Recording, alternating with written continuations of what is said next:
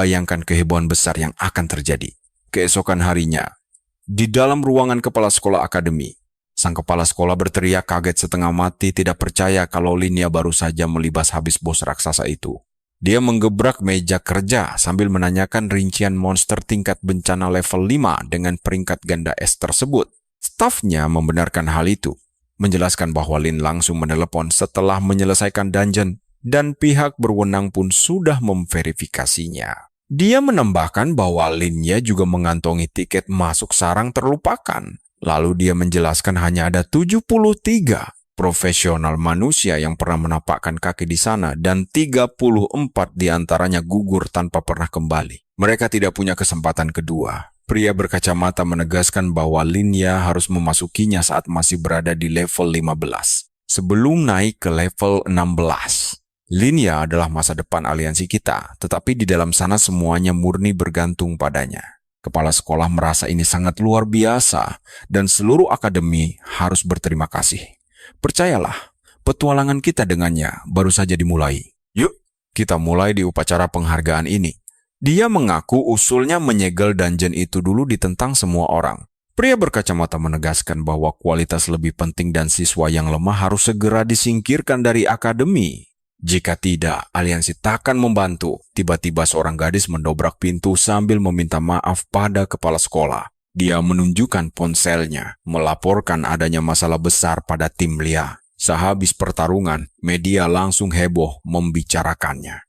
Mereka bahkan menjuluki Lia Iblis. Beberapa orang menganalisis videonya demi membuktikan bakatnya yang tak terpatahkan. Dia setuju bahwa Linya adalah murid yang luar biasa hebat, tapi akademi harus segera bertindak demi melindungi sang kebanggaan sekolah. Nama baik Linya harus dijaga. Kepala sekolah menenangkan Sumu dan berkata bahwa dia sangat memahami perasaannya. Pria berambut putih itu berjanji akan segera menyelidiki kebenarannya. Sementara itu, rumor liar mulai menyebar. Orang-orang menuduh Linya adalah sosok yang sesat. Si pria berkacamata heran mengapa semua orang menghakimi seorang murid seperti itu. Tuduhan mereka terlalu cepat. Pria berambut putih akhirnya memutuskan pergi bersama Sue untuk memeriksa kebenaran yang sesungguhnya. Begitu Linya tiba, dia justru meminta tes aura iblis. Permintaan tak terduga inilah yang membuat berita itu langsung tersebar luas. Dua petinggi akademi segera menandatangani dokumen persetujuan itu. Publik pun gempar mengetahui Linya sendiri yang memintanya. Nah, perhatikan baik-baik momen ini. Begitu dia angkat bicara, semua mendadak bungkam karena suasana berubah sangat tegang. Katanya, jika mereka ketakutan, mereka tak layak jadi jurnalis. Seorang gadis mendesak reporter lain untuk berani bicara. Kenapa mendadak diam? Padahal sebelumnya mereka begitu vokal menyudutkan aliansi, tapi sekarang malah ciut ketakutan. Setelah kerumunan mereda, pengujian pun dimulai. Lin diminta memasuki ruang suci. Dia segera melepas jaketnya dengan tenang. Sambil melangkah masuk, dia bergumam dengan santai. Temannya merasa Lin tidak seharusnya dipaksa membuktikan diri seperti ini. Orang-orang toh akan selalu menghakimi. Namun Lin menegaskan dia tidak peduli pada omongan kosong publik luar sana. Dia hanya peduli pada mereka yang tulus mendukungnya. Proses tes berjalan hingga 15%. Semua orang berharap cemas. Akhirnya tes selesai dan hasilnya menunjukkan 0% kontak iblis. Temannya berteriak girang akan segera mencetak laporannya. Orang-orang terkejut melihat angka 0% yang mutlak itu. Seluruh ruangan langsung riuh memuja kehebatan sang dewa malam. Dia dinilai tak terkalahkan dan sangat terpercaya. Namun diam-diam, Fung membuntuti Lin yang sedang membawa banyak camilan. Makanan itu dibeli untuk Sumu dan Baiju. Fung langsung mencibir, menganggap Lin sudah terlalu malas dan manja. Saat asik mengomel, dia tersadar tempat itu sangat sepi. Dan kalian tahu? Lin tiba-tiba menendang bokongnya dari belakang. Fung tersandung dan pura-pura syok, tapi Lin langsung membalas bahwa menguntit orang lain jauh lebih memalukan. Fung lalu berdalih bahwa dia datang demi memperingatkan Lin tentang ancaman makhluk kegelapan yang kerap menggoda manusia. Lin menanggapinya dengan santai, mengaku hanya bertemu beberapa orang sesat yang mencoba menyuapnya dengan sesuatu. Fung menuduhnya sok tangguh dan mengklaim sengaja mengalah agar sang iblis asli mau menampakkan dirinya ke permukaan. Dia bahkan mendesak Lin melapor ke aliansi demi membantu mereka melacak keberadaan monster misterius tersebut. Lin membalas sarkastis bahwa Fung mungkin adalah target iblis itu, tapi dia justru menyerahkan diri secara sukarela. Fung sombong mengaku dirinya terlalu superior, sehingga monster rendahan takkan pernah sanggup memengaruhi pikirannya yang kuat. Lin membatin sifat Fung memang menyebalkan, tapi kemampuannya menolak energi sesat patut diacungi jempol. Lin menegaskan dirinya pun tak tertarik pada kegelapan, karena kekuatan aslinya berada jauh di atas jangkauan mereka. Mendengar itu, Fung menjadi salah tingkah, menolak percaya, lalu mengancam akan segera membuat laporan resmi. Lin pun sempat berpikir untuk melaporkan masalah ini pada Huang Tiangi. Namun tiba-tiba dia menerima sebuah pesan. Grup penggemarnya dari Akademi Pertama Zhong Chang'eng melaporkan bahwa mereka berhasil menangkap basah seorang pelaku. Pelaku penyebar fitnah itu ternyata adalah Cao Yuan, teman sekelas yang diam-diam mencuri trik dungeon milik Lin. Dia mengubah panduan tersebut untuk dijual demi keuntungan pribadi, lalu menjelek-jelekan Lin di grup obrolan rahasia. Mereka bahkan punya buktinya. Lin langsung meminta mereka memblokir akses Cao Yuan dari seluruh sumber daya masa depan. Dia menyuruh mereka mengirim bukti agar dia bisa merilis pernyataan resmi di forum aliansi untuk publik. Meski beberapa murid ingin memberi pelajaran fisik pada Cao Yuan, Lin melarang mereka merusak masa depan sendiri. Baginya, hukuman terbaik bagi sang penipu adalah memutus total semua akses kekuatan yang bisa dia dapatkan. Sebagai imbalan menangkap Xiao Yuan, Lin menjanjikan panduan dungeon rahasia yang belum pernah dia rilis sebelumnya. Mendengar itu mereka sangat antusias dan bertanya-tanya apakah panduan luar biasa tersebut benar-benar nyata adanya. Tenang, Lin menjamin panduan dungeon apapun. Percayalah, kisah seru ini baru saja dimulai, jadi pantau terus kelanjutannya. Kalian dan aku bakal melihat bagaimana para pembajak ini langsung diblokir selamanya, dan grup pun langsung setuju. Dan pahlawan kita membagikan cuplikan panduan wilayah tengkorak baru, membuat semua orang terpukau dengan caranya yang sangat santai. Menjelaskan cara melewati kondisi super sulit itu, para murid memujinya dan minta lagi. Akhirnya, Lin memberi instruksi agar mereka menyebarkan kabar bahwa siapapun yang membeli atau membagikan versi bajakan tidak akan pernah mendapat panduan aslinya lagi. Grup itu langsung bersemangat membara, menyerukan gerakan menolak pembajakan dan bergegas pergi menjalankan perintahnya. Mereka lalu mengumumkan sebuah aturan baru yang ketat bahwa mulai detik ini, semua orang wajib menghapus semua versi salinan dari panduan dungeon milik Lin. Selain itu, jika ada yang tertangkap basah mencuri atau menyembunyikan materi itu, dia akan diblokir selamanya dari menerima strategi andalannya ini. Beberapa murid mengeluh ingin menghemat uang, bahkan ada yang membela Cao Yuan, tapi yang lain langsung membungkam mereka, mengingatkan semuanya bahwa Lin ya bersusah payah membuat panduan itu. Mereka menegaskan kalau orang-orang ingin hasil terbaik, tapi hampir tidak mau membayar apa-apa, yang mana sangat tidak adil. Saat seseorang meragukan kualitas rilisan berikutnya nanti. Nah, perhatikan, bagian ini grup membocorkan panduan baru wilayah tengkorak yang bikin semua orang langsung heboh.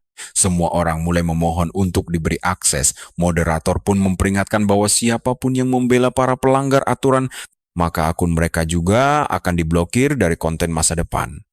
Banyak anggota segera menghapus versi bajakan mereka dan menyatakan kesetiaan mereka pada Linear, bahkan ada yang menawarkan harga tinggi demi masuk ke grup privatnya. Anggota baru membanjiri grup penggemar dengan kecepatan luar biasa. Semuanya mengincar panduan resmi yang mencakup setiap dungeon besar. Sang protagonis terkejut melihat pertumbuhan grup yang begitu cepat. Namun dia sangat paham bahwa bersikap tegas pada pembajakan jauh lebih efektif daripada bertarung fisik. Dengan menetapkan konsekuensi jelas, dia berhasil melindungi pendapatannya dan menghentikan orang lain merugikannya. Setelah semuanya stabil, kawan kita ini mulai meninjau kembali status terbarunya seperti kelas pendeta, level, serta statistik fisik dan mentalnya. Dia juga mendata semua perlengkapan tingkat tingginya miliknya, termasuk set Kaisar Iblis, alat pergerakan dan teleportasi, serta cincin pelindung. Kemampuan kebangkitan langka miliknya ini memungkinkannya membalikkan tingkat kekuatan, dan rangkaian skill miliknya berkisar dari pemulihan hingga jurus yang bisa menyerap energi musuh, mengendalikan ruang, mendukung sekutu, dan memberikan damage skala besar di medan perang. Sang protagonis memeriksa kembali. Kalian tahu kan betapa gilanya bakat kebangkitannya ini? Dia bisa membalikan efek apapun seperti sihir pemulihan. Berubah menjadi serangan, skill menyerang jadi penyembuhan, efek penguat jadi merugikan, dan bahkan skill pelemah justru berubah menjadi peningkatan status. Ditambah lagi, dia bebas mengaktifkan atau mematikan kemampuan ini sesukanya. Ini juga bisa sedikit mengurangi konsumsi energi skill miliknya sekaligus memangkas waktu jedanya. Selain batasan yang berhubungan dengan peralatan, untuk meningkatkannya lebih jauh, dia wajib mencapai level 20 dan mengalahkan 10.000 monster dengan efek pembalikan tersebut. Ditambah lagi, dia sadar skill ini berkembang ke arah yang sangat merusak, namun dia memilih memutuskan menunda peningkatan hingga ujian besarnya selesai. Berkat kemajuan pesatnya baru-baru ini, poin kecerdasan miliknya hampir menyentuh 150. Dan dia ingin menaikkan angka dasar itu sebelum meningkatkan status lainnya seperti kelincahan, semangat, dan daya tahan. Bahkan sekarang status pendukung ini sudah menempatkannya di jajaran murid terbaik seangkatannya. Lin lalu menghubungi Xiao Zhuhong untuk membeli perlengkapan pendeta berkualitas tinggi. Dia meminta item tingkat emas seperti senjata, sepatu, liontin, serta kalung, lalu mengirimkan spesifikasi detailnya. Xiao menjelaskan bahwa mendapatkan barang di atas tingkat emas sangatlah sulit, jadi pilihan tingkat emas yang ditawarkan. Setelah meneliti semua statistik, kelebihan, serta harganya, harga tersebut, Lin memilih tongkat pendeta, kalung tulang, dan liontin giok. Dia merasa tidak ada pilihan sepatu yang cocok. Biaya item itu mencapai 350.000.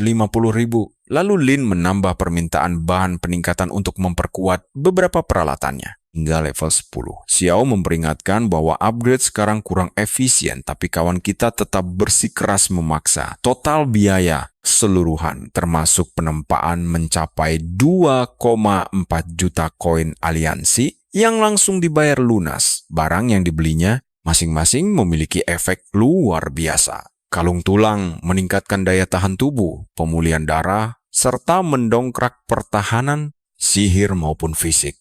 Liontin giok putih meningkatkan kecerdasan dan semangat, serta memberikan burung pelindung yang akan menjaganya dari sebagian besar serangan sihir yang masuk.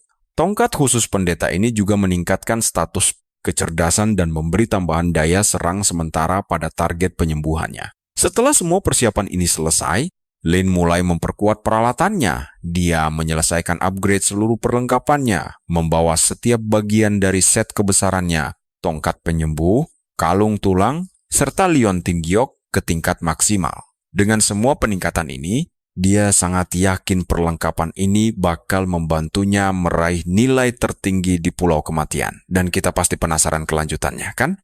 Kawan, kita tahu hadiah dungeon itu bisa zonk atau luar biasa. Saat si MC sedang memikirkan hal ini, tiba-tiba dia mendengar suara mencurigakan di rumahnya dan mendapati Mumu sudah menyelinap masuk ke dalam kamarnya tanpa disadari. Ternyata Mumu terpaksa numpang mandi karena air panas di kamarnya sedang rusak total. Lin sempat menawarkan bantuan, tapi Mumu langsung menolak lalu bertanya apakah dia punya waktu luang untuk mengobrol.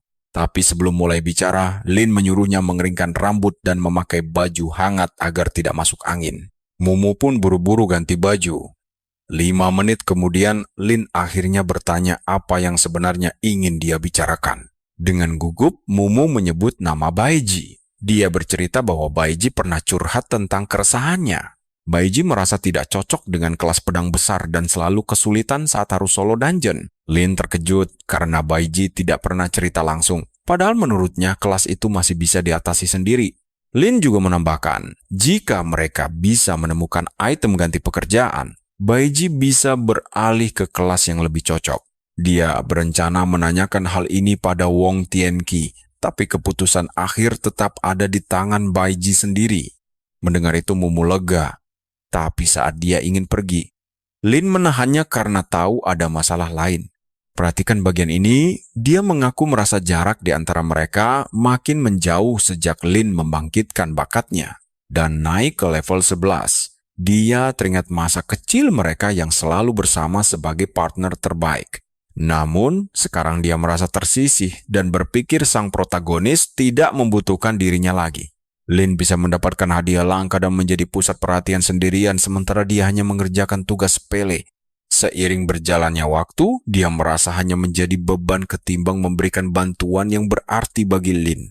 Lin mencoba menenangkan bahwa dia terlalu cemas, tapi Mumu bersikeras bahwa rasanya sangat menyakitkan tertinggal di belakang. Apalagi dia tidak mau terus-menerus bergantung pada Lin. Mendengar curhatan itu, Lin langsung mengambil tindakan. Dia memutuskan untuk melatihnya dengan sangat keras dan menetapkan jadwal rutinitas harian yang super ketat. Tidak ada lagi makanan instan, dilarang makan tengah malam, dan wajib bangun latihan jam 5 pagi setiap hari. Latihan fisik ini dirancang khusus untuk meningkatkan kelincahannya secara drastis saat bertarung nanti. Saat Mumu meragukannya, Lin membuktikan bahwa dia belum maksimal berlatih hingga membuatnya hampir menangis. Tiba-tiba Lin memberikan item khusus bernama jantung raksasa. Alat pendukung yang sangat cocok untuknya saat ini. Kamu dan aku bisa melihat betapa besarnya potensi kemampuan cloning Mumu jika digabungkan dengan item ini. Mumu pun berjanji akan berhenti jajan dan berlatih giat. Lin hanya bisa menghela napas melihat motivasinya itu. Tiba-tiba Mumu pamer keahlian menirunya dan menyebutkan semua hal yang bisa dia lakukan untuk melayani Lin. Mulai dari memijat, memasak, hingga bersih-bersih, membuat Lin bingung sebelum akhirnya Baiji tiba di sana. Mumu langsung menyambut Baiji dengan gembira, sementara Lin berterima kasih karena tugasnya telah diselesaikan dengan baik. Baiji kemudian bertanya, apakah Lin akan langsung pergi ke wilayah negeri kematian tanpa istirahat terlebih dahulu. Di saat bersamaan, Lin mendapat berkah sementara yang meningkatkan kualitas semua peti harta karun selama seharian penuh. Merasa kondisinya sangat prima, Lin malah menyuruh Baiji dan Mumu untuk bersantai dan menonton film saja. Sementara kedua gadis itu beristirahat, Lin menggunakan kunci pedang batu untuk membuka gerbang negeri kematian. Tanpa ragu dia memilih tingkat kesulitan tertinggi bencana. Mumu pun langsung panik saat menyadari hal itu. Namun Lin tetap melangkah masuk ke dungeon mematikan yang penuh dengan monster mayat hidup tersebut. Anehnya, area pintu masuk terasa sangat tenang. Namun, saat dia melangkah lebih jauh ke dalam, energi murni di tubuhnya langsung memicu kebangkitan puluhan monster mayat hidup yang sangat kuat di sana. Mereka mendeteksi keberadaan Lin, termasuk prajurit tingkat emas dengan pertahanan fisik luar biasa tangguh. Dilengkapi skill mematikan amukan mayat hidup. Untuk menghadapinya, Lin langsung memanggil mahkota pedang suci miliknya.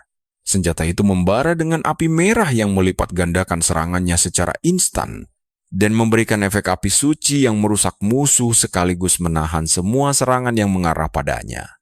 Misi dungeon ini adalah bertahan selama 2 jam penuh dan mengalahkan bos wilayah rahasia. Dia juga harus menghabisi semua bos, menghancurkan altar kematian dan menyapu bersih semua monster mayat hidup.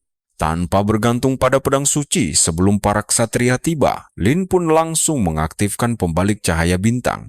Bencana instan pun langsung datang menghancurkan segalanya, membuat kita tidak sabar menanti aksi epik berikutnya. Kalian harus lihat bagaimana dia menyapu bersih gelombang pertama mayat hidup tingkat emas dalam sekejap berkat set Kaisar Iblis level maksimal miliknya. Bonus pemulihan 90% tanpa jurus pamungkas Samudra Zamrud bangkit.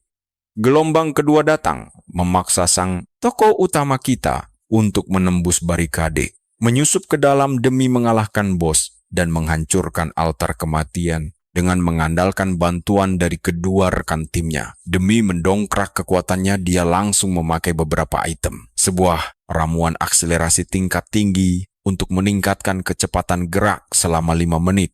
Sebuah pil telur elang angin untuk mendongkrak kelincahan sebesar 50 poin. Cairan petir untuk mempertahankan efek lari kilat selama 5 menit demi menambah kecepatannya.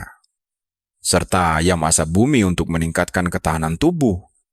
Tokoh utama langsung mengaktifkan kemampuan pembaliknya. Dia lalu memeriksa altar kematian, bangunan dengan 10.000 ketahanan, pertahanan rendah, dan tanpa daya serang, yang terus-menerus memanggil mayat hidup dari alam bawah. Ditambah lagi, ada 5 altar serupa di tanah kematian, masing-masing dijaga oleh bos gerbang rahasia. Menghancurkannya akan menghentikan kemunculan mayat hidup baru di area tersebut. Meskipun yang sudah dipanggil tetap ada. Selanjutnya, dia menghadapi jagal zombie raksasa, monster level 15 dengan status seimbang di setiap atribut, serta kemampuan mematikan seperti penyebaran wabah, racun mayat, regenerasi, dan membelah diri menjadi versi kecil, serangan kait, serangan fatal, serta mulut di perut untuk melahap musuh.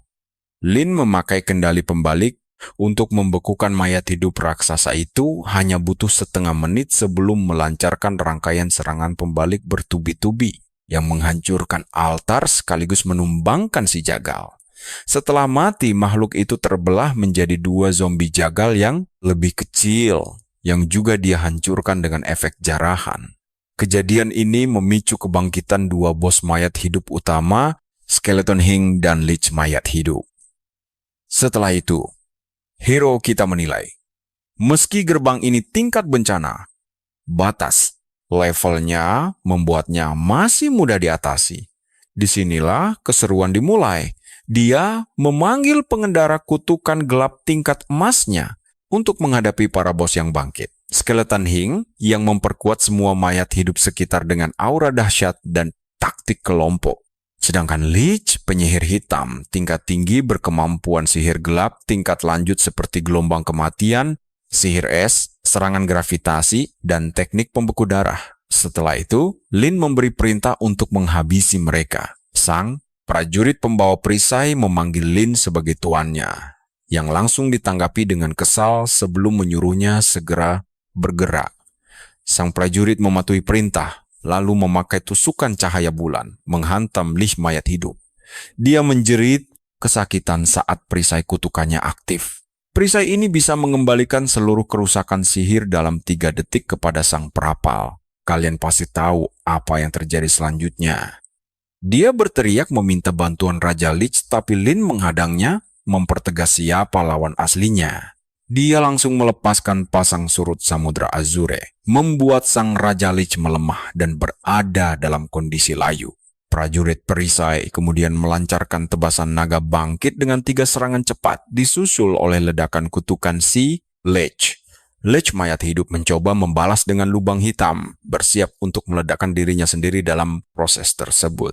Hero, kita segera memperingatkan prajurit perisainya bahwa musuh berniat mengorbankan sisa nyawanya untuk menyeret mereka dengan mengaktifkan pembeku darah. Itu sihir bunuh diri yang memakan jiwa, melepaskan gelombang es raksasa yang memberikan kerusakan beku tinggi, serta mengunci musuh di tempat. Terkejut dengan hasilnya, dia terlambat menyadari bahwa dirinya telah gagal, sementara sang protagonis memastikan target sudah kalah, lalu memuji performa hebat dari prajurit perisainya. Pada akhirnya, sang protagonis mengayunkan pedangnya dengan kekuatan hantaman bencana yang dahsyat, sementara sang Raja Lich mencemooh umat manusia dan memperingatkan bahwa kegelapan yang lebih besar masih menanti.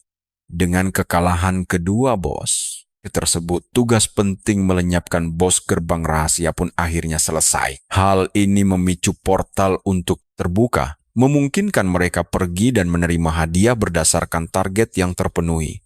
Di dekatnya, naga sayap gelap yang dulu menjadi pendamping satria kutukan gelap jarang sekali digunakan meski punya ikatan kuat. Karena altar ini juga sudah runtuh, mayat hidup tidak lagi berbahaya.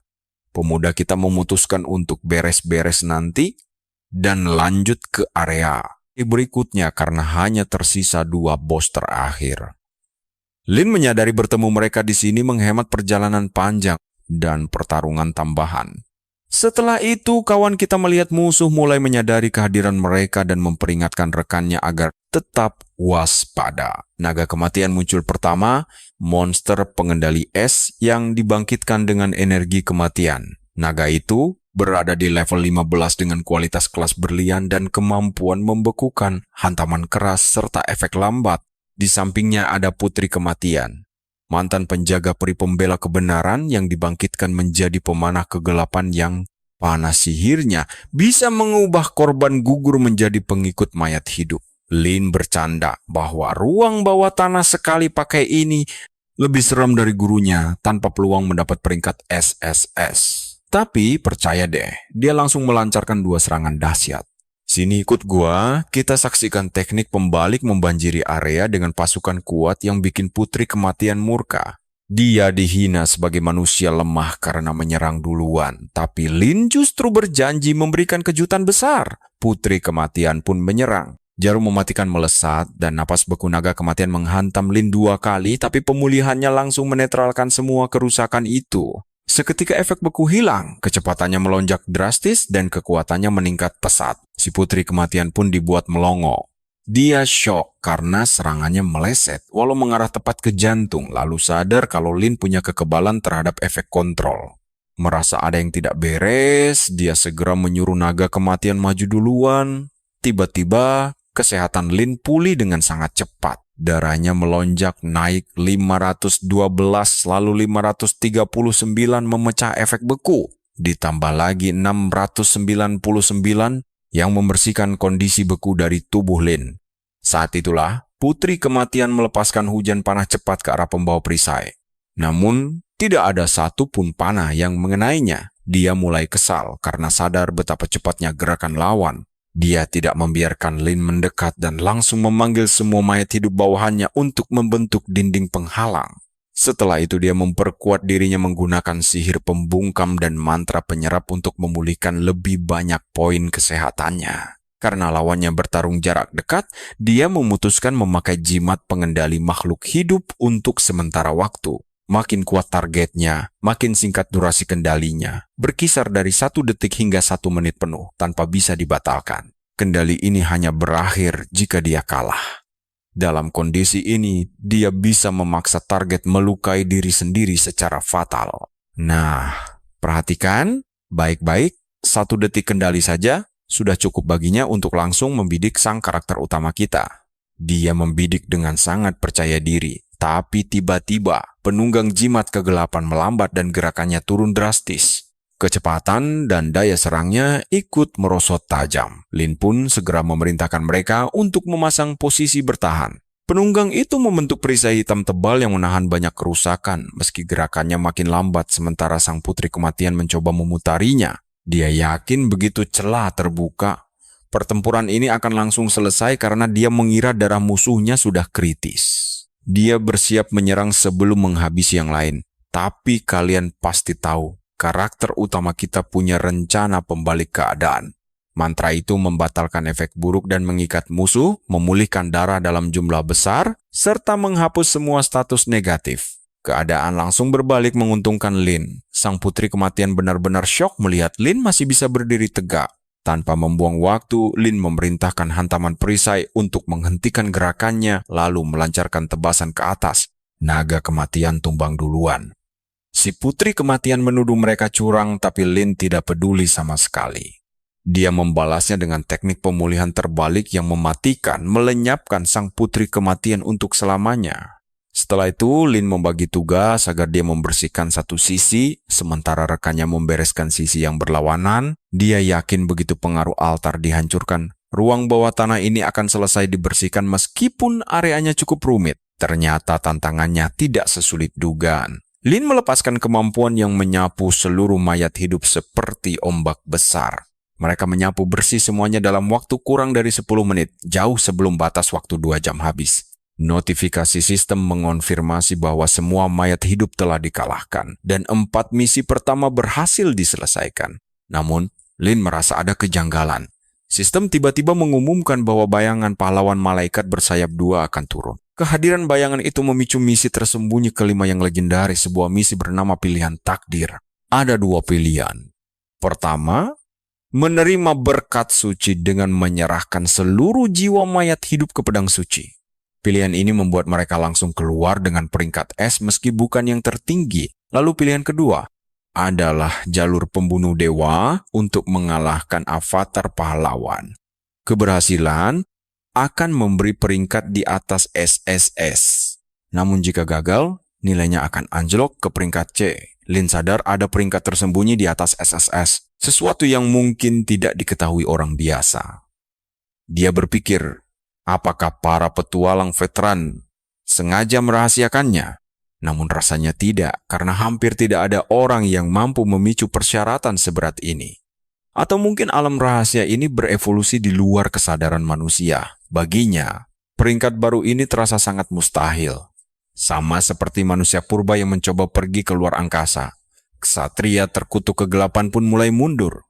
Mantra pemanggilannya mulai memulih. Tiba-tiba tekanan luar biasa muncul. Terasa seperti otoritas tertinggi ordo malaikat. Padahal petunjuk sistem mengatakan dia hanya akan menghadapi sesosok avatar, bukan entitas aslinya yang agung. Dia pun mencari tempat proyeksi itu akan muncul.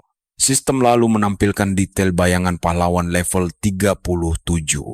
Malaikat bersayap 2 ini jauh melampaui level rekomendasi penantang dengan banyak status yang masih disembunyikan. Dia dirancang khusus untuk melumat musuh elemen kematian. Nah, mari kita saksikan kelanjutannya di babak menegangkan berikutnya. Yuk ikut saya melihat momen saat sang malaikat memuji Lin secara langsung karena berhasil membersihkan tanah suci ini, menyatakan bahwa para mayat hidup memang layak disegel kembali. Tapi setelah itu malaikat malah menyuruh Lin menyerahkan pedang suci dan segera pergi. Lin langsung tertegun, bingung kenapa dia tidak mendapat hadiah setelah menyapu bersih monster di wilayah itu. Mendengar protes tersebut, sang malaikat murka, menganggap Lin tidak sopan dan mengingatkan bahwa manusia biasa harusnya bersyukur lalu pergi saja. Lin menyadari makhluk ini berbicara dengan sangat angkuh, memandang rendah manusia bagaikan alat sekali pakai saja. Bahkan, sang malaikat mulai menyinggung soal tugas pembersihan, membuat Lin curiga ada niat terselubung karena makhluk itu ingin merebut semua jasa. Padahal Lin yang bertaruh nyawa menghadapi bahaya. Lin pun menolak mentah-mentah sikap egois itu dan tidak sudi menyerahkan hasil kerja kerasnya begitu saja. Sang malaikat langsung menghina manusia sebagai makhluk lemah yang wajib melayani kerajaan suci, lalu menuduh Lin menentang kehendak langit. Jelas saja, Lin enggan mendengar omong kosong itu dan langsung menyerang mengaktifkan kemampuan penjarahan seketika yang dibalas sang malaikat dengan memanggil kekuatan dewa saat pertempuran dimulai. Malaikat itu merilis serangan dahsyat yang mengincar seluruh kelemahan Lin sambil berteriak bahwa hukuman suci akan menghancurkannya. Dia menyerang memakai mahkota api merah dan petir berkilat. Tapi pahlawan kita, perhatikan ini. Lin terus memulihkan kesehatannya, membalikan kerusakan dengan pancaran cahaya penyembuh. Bahkan saat kesehatannya menurun drastis, dia cepat pulih dan mendapat peningkatan daya serang. Malaikat terus merapalkan mantra. Namun, Lin merasa tekanan musuhnya mulai berkurang. Seolah-olah sosok di depannya ini bukanlah wujud yang asli. Malaikat itu pun frustrasi, terkejut karena semua serangannya, baik fisik maupun sihir dari jarak dekat dan jauh, gagal melukai Lin. Malah, serangan itu terus memulihkannya, membuat Lin mengejek bahwa jika malaikat melihat bagaimana dia membantai bos sebelumnya, hal ini tidak akan mengejutkan.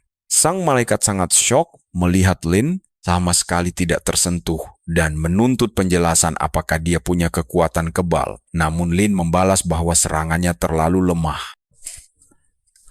Lin kemudian melepaskan jurus pembalik yang memperlambat bayangan malaikat hingga 3 kali lipat, membuatnya terkunci di tempat dengan pertahanan dan kekuatan yang anjlok. Dia menyusulnya dengan serangan pemulih terbalik yang memicu pendarahan hebat serta hisapan nyawa mematikan. Lewat kombinasi ini, bayangan malaikat itu akhirnya hancur, menandakan selesainya tantangan dungeon. Sistem memberi Lin hadiah berupa peti tingkat berlian karena berhasil lolos. Kalian pasti tahu kelanjutannya. Dia mendapat peti berlian ekstra karena memenuhi syarat rahasia hingga meraih skor tertinggi SSS. Saat area itu lenyap, Lin bersiap menerima hadiah khususnya dan memperoleh senjata langka bernama Flashing Spirit Moonshade yang hanya bisa dipakai olehnya. Beberapa saat kemudian, Lin langsung memeriksa senjata legendaris baru tersebut yang merupakan senjata berevolusi khusus miliknya. Bahkan pada tahap pertama, pusaka ini sudah meningkatkan seluruh atribut dan menyediakan 3 mode tangguh, yaitu mode penyembuhan, kehancuran massal, serta perpaduan antara serangan dan pemulihan mandiri. Senjata ini juga bisa berevolusi dengan memakan senjata pendeta sejenis untuk membuka kemampuan tersembunyi lainnya. Terlebih lagi, mode penyembuhannya mampu mengobati orang lain dengan skill berbasis sinar bulan. Sedangkan mode destruktifnya memberinya serangan area yang dahsyat, lalu mode bayangan memungkinkannya menghindari maut seketika sambil berteleportasi. Lin menyadari potensi senjata ini bahkan mampu menyaingi harta karun dan yang terdahsyat sekalipun membuatnya penasaran. Apakah tingkat akhirnya nanti bisa melampaui kelas berlian? Begitu membuka kedua peti itu, dia mendapat banyak keuntungan, tambahan poin atribut perlengkapan langka, jurus serangan cepat, hingga kalung naga kuno, serta berbagai item berefek khusus. Setelah mengalokasikan semua poin ke kecerdasan, statistik karakternya melesat tajam, setara pemain level 20 meski dia baru level 11. Set pelindung, bakat bangkit, dan kemampuan pembalik membuatnya berkali-kali lipat lebih kuat. Karena efek keberuntungannya masih aktif, dia berniat menjajal dungeon lainnya. Namun begitu melangkah keluar dari dungeon, Lin justru dihadang oleh Xiao yang murka sambil menyalahkannya atas rusaknya reputasi, hancurnya hubungan sosial, hingga tekanan dari orang-orang yang memaksanya keluar sekolah. Lin tetap tenang dan ingat bahwa tujuannya hanya menghalangi Xiao mendapat poin atribut, bukan menghancurkan hidupnya. Dia tidak menyangka situasinya bakal sekacau ini. Lin lalu menyerang balik dengan membawa tongkat sihir Xiao dan membeberkan bahwa tindakan Xiao penuh kebohongan serta fitnah, bukan sekadar mengambil buku panduan. Di tengah perseteruan itu, Lin mendeteksi aura hitam yang tidak wajar menyelimuti Xiao yang dipastikan sebagai energi iblis. Lin tahu ada yang salah, dan percayalah, kalian tidak akan mau melewatkan momen saat suara iblis Magao mulai merasuki Xiao. Kalian tahu rasanya dihina. Suara itu menyebutnya badut tidak berguna yang dibenci, terus memicu amarahnya, mendesak bahwa jika dia menolak tetap di bawah, orang-orang akan semakin membencinya. Setelah itu, Xiao hancur dan berteriak histeris ingin membunuh Lin. Di saat bersamaan, Lord Magao menghasutnya dengan janji kekuatan yang dahsyat, mendesaknya membuang kemanusiaan dan menerima jurang maut. Akhirnya Xiao menyerah dan memohon kekuatan terlarang itu. Tubuhnya meliuk mengerikan saat dia berubah menjadi sosok yang jatuh. Sang protagonis mengamati perubahan ini dan langsung menyadari bahwa iblis jurang maut telah merasuki Xiao. Xiao tertawa liar saat kekuatan baru membanjiri dirinya, kagum pada kekuatan membara di tubuhnya. Meski begitu, pahlawan kita memberinya satu kesempatan terakhir untuk berhenti. Tahu aturan mengizinkan profesional membunuh sosok yang jatuh demi melindungi nyawa orang tidak bersalah. Jika dia melanjutkan ini, kawan kita terpaksa menghabisinya. Sementara itu, Kaoyan tertawa gila, sangat yakin sang protagonis akhirnya akan membayar semuanya.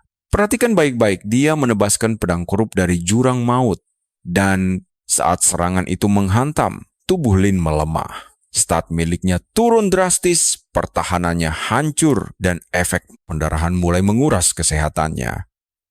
Namun, Lin segera mengerahkan kekuatannya. Karena Kao terus mendesak pertempuran ini, sobat kita menyiapkan teknik pedangnya sendiri. Dan serangannya telak mendarat. Meski Xiao sekarang memiliki kekuatan jurang, perbedaan kekuatan mereka tetap terlampau jauh. Xiao terkejut menyadari serangan Lin menghasilkan kerusakan besar meski melemah. Setelah itu, jagoan kita langsung menegaskan bahwa Xiao sebenarnya tidak lebih dari sekadar bos level rendah di matanya. Xiao menolak kenyataan itu lalu berteriak Lin akan mati, menuduhnya cuma mengandalkan kekuatan murni, padahal dia seorang pendeta. Saat itu, pahlawan kita berpikir matang dan memilih menyembunyikan kemampuan pembalik terbaiknya karena iblis jurang maut kemungkinan sedang mengawasi pertarungan ini, dan jika tahu dia punya jurus kebal, mereka bisa kabur memberitahu yang lain, merugikan dirinya sendiri. Lagi pula, Lin tahu Xiao tidak pernah punya insting atau taktik bertarung yang bagus. Bahkan Xiao tidak menyadari ada tambahan kerusakan sihir tersembunyi di balik serangan fisik tadi. Lin kini berniat memanfaatkan duel ini sebagai umpan untuk memancing iblis jurang maut yang bersembunyi dalam kegelapan. Selanjutnya, dia sengaja menjaga cowok tetap hidup sedikit lebih lama demi menarik keluar iblis-iblis tersebut. Di waktu bersamaan, dia merasa kesal melihat betapa lemahnya Xiao bahkan setelah menyerap energi jurang maut, pendekar pedang yang diperkuat masih kalah oleh pendeta. menunjukkan betapa payahnya potensi Chao. Bagi protagonis kita, dia hanyalah bidak sekali pakai. Sementara itu, iblis yang memengaruhi Tao mulai menyusun rencana licik demi melenyapkan Lin, yakin jika Lin tumbang, kepercayaan Huang Xiaopang akan hancur lebur. Nah, kalian pasti bisa menebak kalau Huang akan mudah dimanipulasi dan diseret ke dalam kubu Miao. Sang iblis mempertimbangkan dua opsi, yakni merusak Huang lewat Lin atau membujuk Lin secara langsung. Akhirnya, kematian Lin dipilih sebagai pemicu. Saat bentrokan berlangsung, darah Lin terus berkurang. Namun, dia langsung pulih berkat kemampuan pembersih yang menghapus efek pendarahan.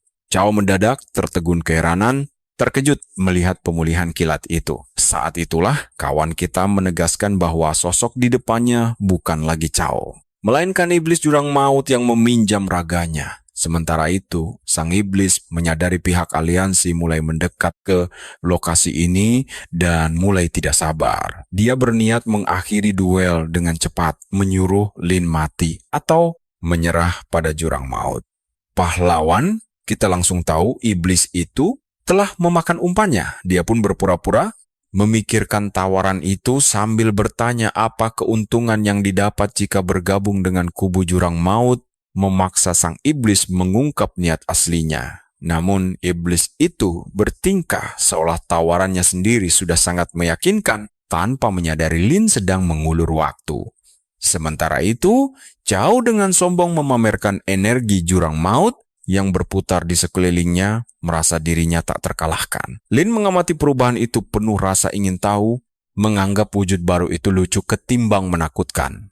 Dia mengalihkan topik pembicaraan ke arah ketertarikan iblis tersebut dan menyebut nama Huang Xiaowang, mengingatkannya bagaimana Huang pernah menolak dan bahkan menghina sekutu mereka. Mendengar itu, sang iblis langsung murka dan membentak bahwa Hang sebenarnya adalah sosok pilihan mereka. Namun, pemuda itu menolak bahkan mengejek jurang maut. Satu-satunya alasan mereka mengincarnya karena potensinya sangat cocok untuk dikorup menjadi wadah korup jurang maut. Memanfaatkan rasa frustrasi iblis itu, protagonis kita pun mulai merangkai cerita bohong. Dia mengaku telah mendapatkan kepercayaan aliansi dan akan terus naik ke tingkatan paling atas. Dari sana, dia berniat menghancurkan segalanya secara diam-diam, menyeret seluruh umat manusia menuju kepunahan. Chao yang labil tidak paham motif ini. Tapi tenang, kita lihat saja kelanjutannya nanti. Kalian dan saya pasti bertanya-tanya kenapa sosok yang begitu dipuja ingin menghancurkan segalanya.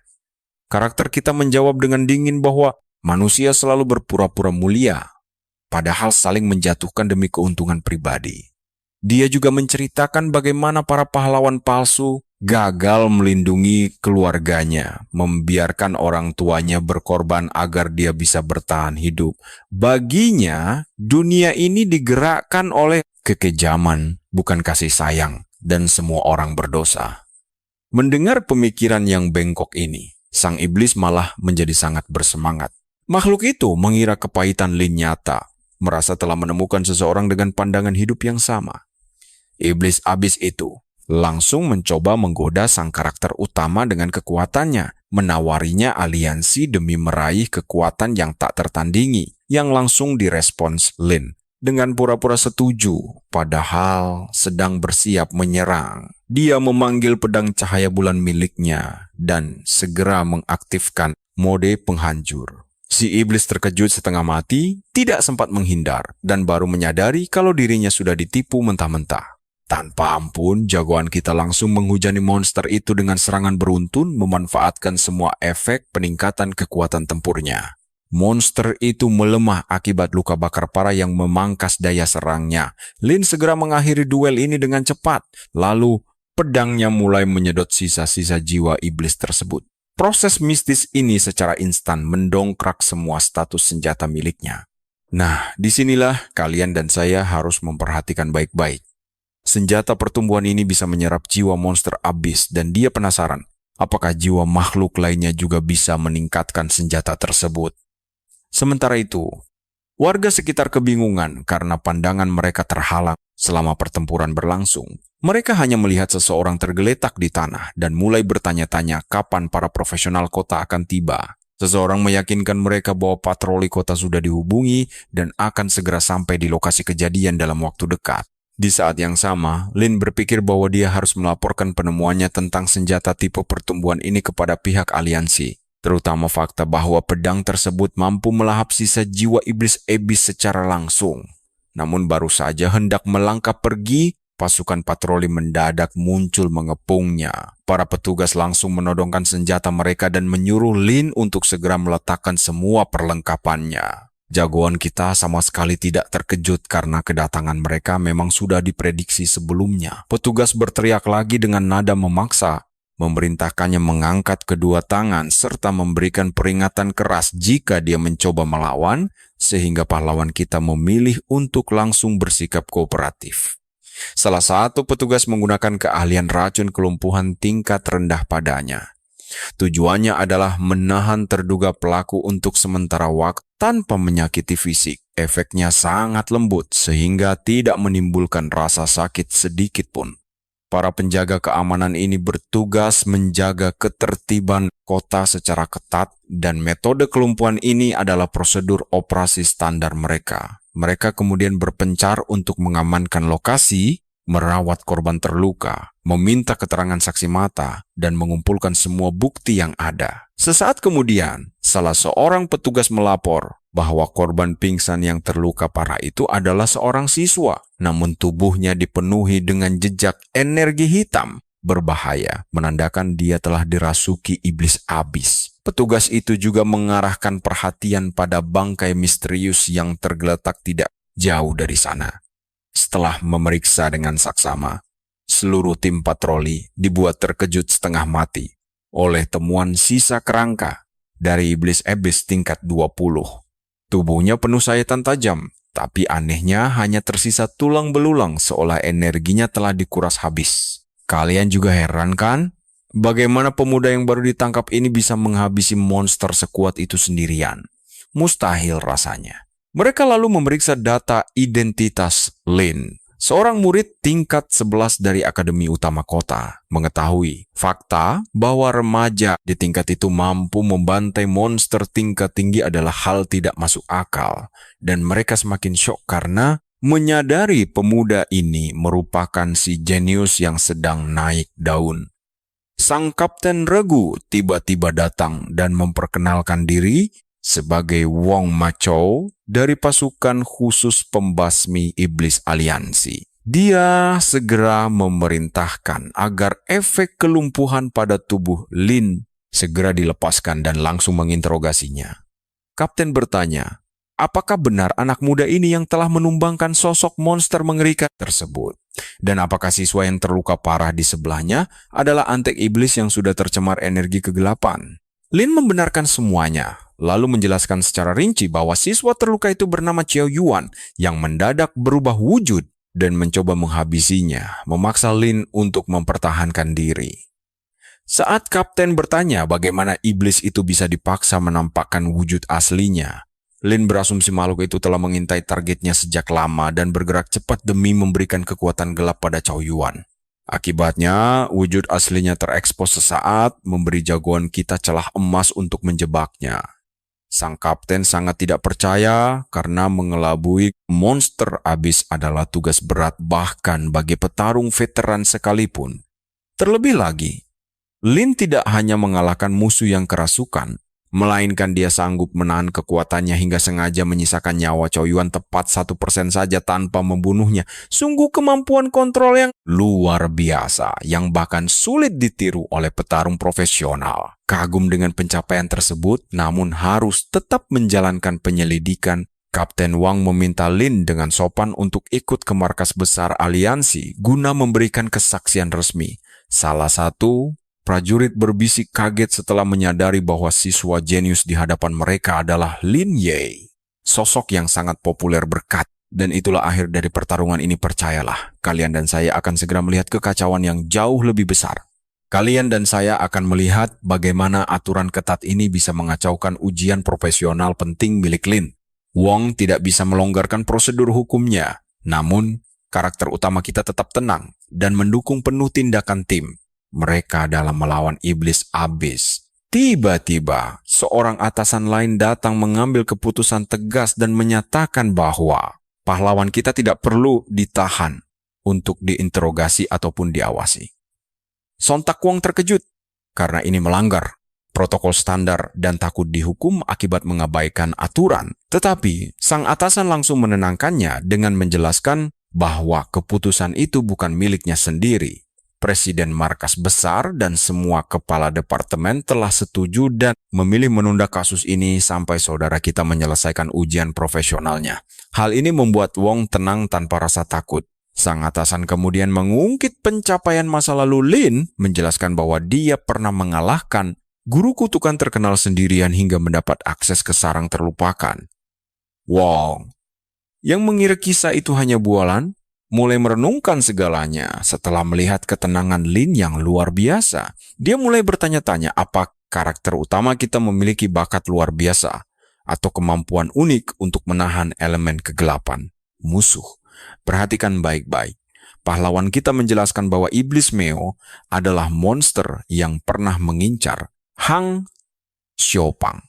Setelah kegagalan itu, iblis tersebut mengincar Xiao Yuan sebagai gantinya. Mendengar informasi ini, sang atasan merasa sangat kagum atas kepekaan Lin menghubungkan semua kejadian, lalu lanjut menjelaskan tanpa rahasia. Dia menambahkan bahwa Hang Xiaofang ternyata memiliki bakat korupsi super langka yang sangat jarang dimiliki siapapun. Sang protagonis menjelaskan bahwa dia memanipulasi iblis itu dengan mudah karena bantuan dari Huang Xiaopang yang terus melawan iblis itu sambil berulang kali menyebut nama Linier. Hal ini memicu permusuhan palsu, membuat iblis berpikir menggantikan Linier akan membantunya mengendalikan pikiran Huang Xiaopang.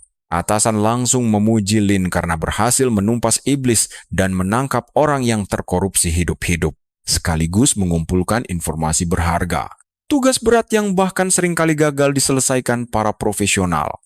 Dia pun mengizinkan Linier melanjutkan persiapannya tanpa gangguan apapun. Sebelum atasan itu pergi, saudara kita menahannya dan berbisik bahwa ada rahasia penting lain yang butuh privasi penuh. Dia secara sopan meminta agar semua orang yang tidak berkepentingan pergi. Sang bos langsung memerintahkan Macho membersihkan area karena Linier membutuhkan ruang pribadi. Dia menyuruh Mao membawa pasukannya pergi namun meninggalkan peralatannya. Untuk Lin, Macho mengangguk patuh pada instruksi bosnya, lalu menyuruh divisinya membentuk barisan dan pergi. Tak lama, pasukan bersenjata mundur, menyisakan Macho bersama Lin. Macho meminta maaf atas sikap kasarnya dan mengembalikan ponselnya. Sekarang kalian pasti tahu rahasia ini aman. Linier kembali mendekati sang bos. Bos bertanya apa yang ingin dia sampaikan. Lalu Linier memamerkan senjata Moonshade miliknya dan menjelaskan bahwa Spectral Moonshade didapatkan setelah menaklukkan Death Valley. Senjata hebat ini digunakan untuk membantai iblis Abyss, lalu menyerap seluruh kekuatan iblis itu ke dalamnya. Sang bos sangat terkejut melihat potensi tak terbatas ini. Namun Lin mengaku hanya tahu sedikit informasi tentang senjata evolusi mandiri seperti Moonshade. Bahkan perpustakaan terbaik di kota tidak memilikinya. Ini membuatnya penasaran akan potensi senjata tersebut, apakah bisa berkembang dengan membunuh musuh nyata seperti iblis Abyss. Sang bos menjelaskan senjata peningkat mandiri semacam itu sangatlah langka. Bahkan sejak berdirinya serikat, baru ada 3 senjata serupa yang pernah tercatat. Sayangnya informasi detailnya rahasia. Tapi setahunya, senjata evolusi meningkatkan XP dengan mengalahkan musuh di dalam dungeon, bukan di dunia nyata. Linier kemudian mengangkat senjatanya, lalu melayangkan pertanyaan mengejutkan. Apakah dia orang pertama yang berhasil melakukannya? Bos tersenyum bangga dan berterima kasih karena membagikan rahasia informasi penting ini kepada pihak serikat secara sukarela. Linier lalu memberikan analisis pribadinya tentang senjata miliknya. Ia percaya Spectral Moonshade adalah senjata pertama yang berevolusi seperti ini. Namun jika ada yang pertama, maka yang kedua pasti akan muncul. Rasanya tidak mungkin pusaka unik ini hanya diciptakan satu di dunia. Kedepannya, Lebih banyak lagi alat tempur rahasia manusia yang belum terungkap akan muncul demi menumpas para iblis ebis. Tentu ini kabar baik bagi umat manusia. Sang bos menyetujuinya dengan gembira, namun memperingatkan agar info ini tetap dirahasiakan rapat-rapat. Dia melarang Lin membocorkannya karena kekayaan yang luar biasa selalu mengundang petaka. Rasa iri pasti akan mengintai. Kalian dan saya tahu, jarang ada pemuda hebat berpikiran luas seperti dia. Pihak serikat pastinya akan menjadi jauh lebih kuat dan hebat berkat keberadaan pemuda jenius seperti dirinya. Kalian harus tahu, dia berjanji melaporkan ini ke atasan demi Lin. Tapi bagi Lin sendiri, ada hal yang jauh lebih penting sekarang, yaitu fokus pada ujian profesional serta pertandingan itu. Dia juga bebas menghubungi asosiasi kapan saja terkait masalah ini. Setelah menutup telepon, Lin berjalan ke arah Macho untuk mengembalikan ponselnya.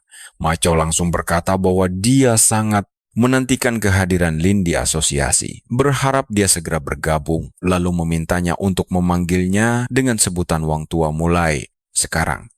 Lin mengangguk pamit, lalu pergi setelah memanggil Macho dengan nama Wang Tua. Sementara itu, di tempat lain, sang bos bertanya kepada Tian tentang obrolannya dengan Lin.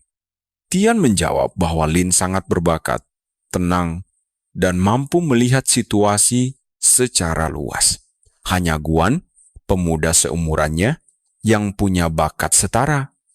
Dia juga menambahkan bahwa dulu dia sempat mengira Guan yang akan memimpin generasi ini. Tapi setelah Lin muncul, semua itu kini menjadi sangat sulit untuk diprediksi. Sang bos tertawa, menyebut anak muda punya cara sendiri.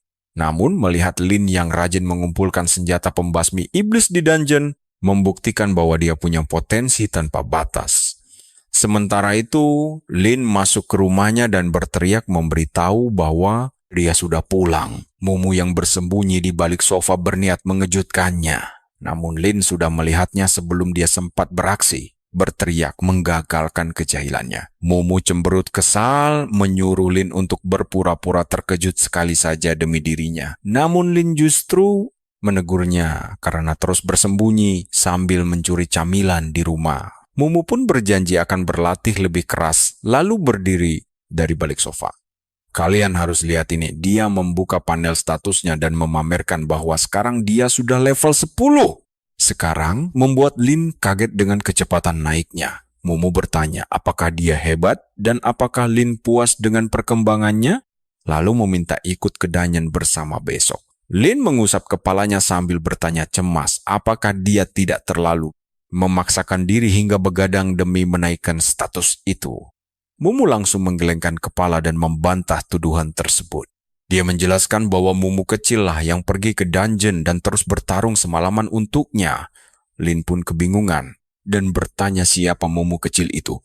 Mumu heran dan balik bertanya apakah Lin belum menyadari kemampuan klon tiruannya, karena selama klon tersebut bertarung sendirian, dia tetap akan mendapatkan semua keahlian dan hadiah hasil pertarungan itu. Lin bertanya apakah artinya tidak ada batasan waktu dan jarak bagi klonnya. Selama klon itu bertarung di dalam domain dungeon, semua akan baik-baik saja dan dia tetap mendapat imbalan. Lin juga bertanya apakah klonnya bisa bertarung tanpa perintah. Mumu membuka panel statusnya dan membenarkan hal itu, karena klonnya saat ini sedang berada di dungeon mimpi buruk tanpa kunci. Saat mereka berbicara, Lin mengintip statusnya dan melihat bahwa monster boss sudah berada dalam kondisi kritis menurut sistem. Lalu, bertanya apakah pertarungannya hampir selesai. Dia juga penasaran apakah Mumu bisa terus memantau pergerakan klonnya saat bertarung.